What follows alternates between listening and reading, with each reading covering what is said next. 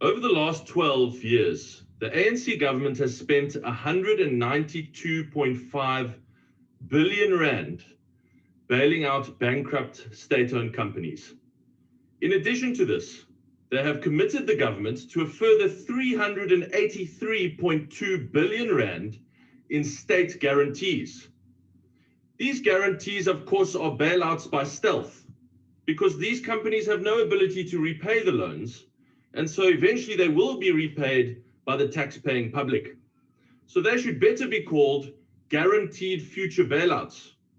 Together, these bailouts and guaranteed future bailouts have brought our country's finances to the point of ruin. We have paid for all of this with mountains of more debt. And what do we have to show for it? Transnet cannot run a railway network, and they sit by and watch as train tracks are being stolen right in front of their eyes. Eskom cannot produce enough electricity. SAA cannot fly. Denel is insolvent, and the land bank has defaulted. Every state-owned company is broken and bankrupt. The Minister of Finance started with an astonishing admission last week when he set out how we are now back to the same financial position that the ANC inherited. Excuse me? We are now back at the same financial position that the ANC inherited at the end of apartheid. 3 decades have been obliterated, and we are now right back to where we started. I genuinely feel sorry for ANC members. I'm sure at one point, some joined the ANC wanting to do good, to change South Africa for the better. And now they have to defend the comprehensive disaster that is the ANC's legacy in government. One question which has interested me for some time is the question of why.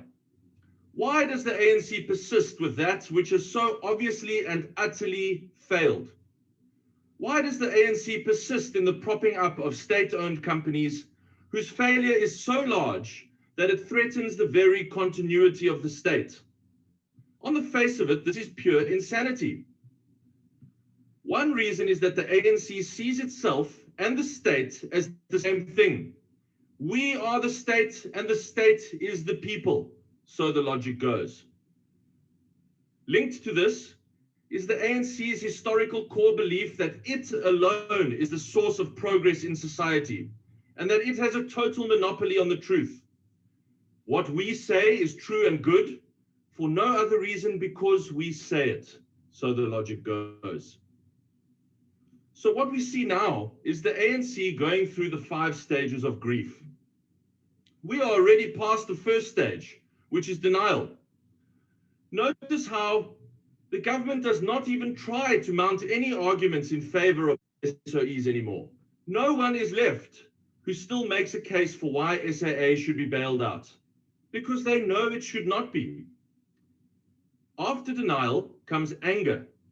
We saw it last week when the Minister of Public Enterprises, in his angry and arrogant manner, tried to lecture the country on why only he could understand what he was doing.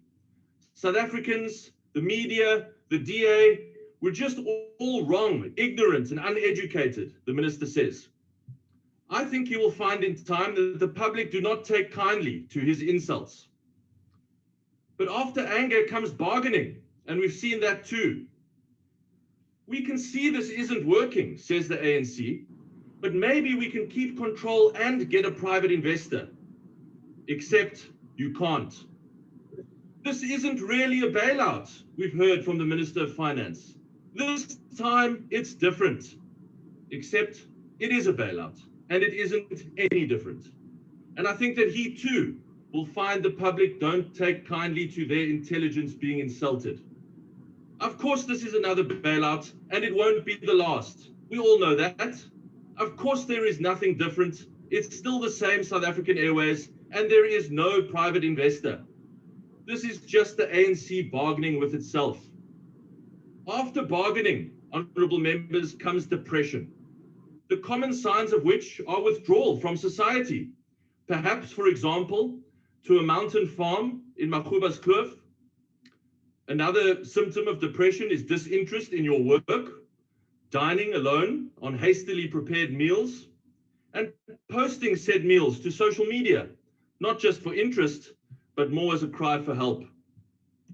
And finally, after depression comes acceptance. But the ANC isn't there yet. No, definitely not. But it is coming. Try as it might, the truth is inescapable.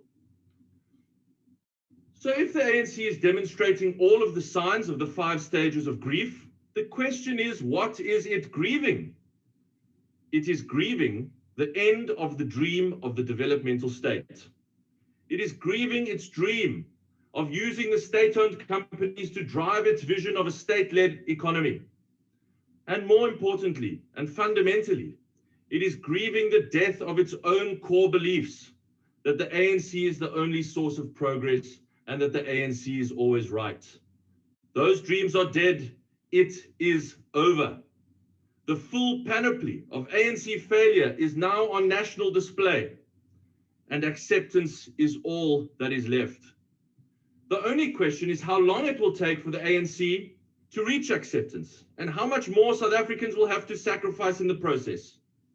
How many new hospitals will not be built? How many new schools will not be built? How many new teachers and doctors will not be trained? How many crimes will go unsolved? What will be the total human cost of the ANC's grieving process? I predict it will be much higher still, honorable members, unless we break the cycle with a clear alternative.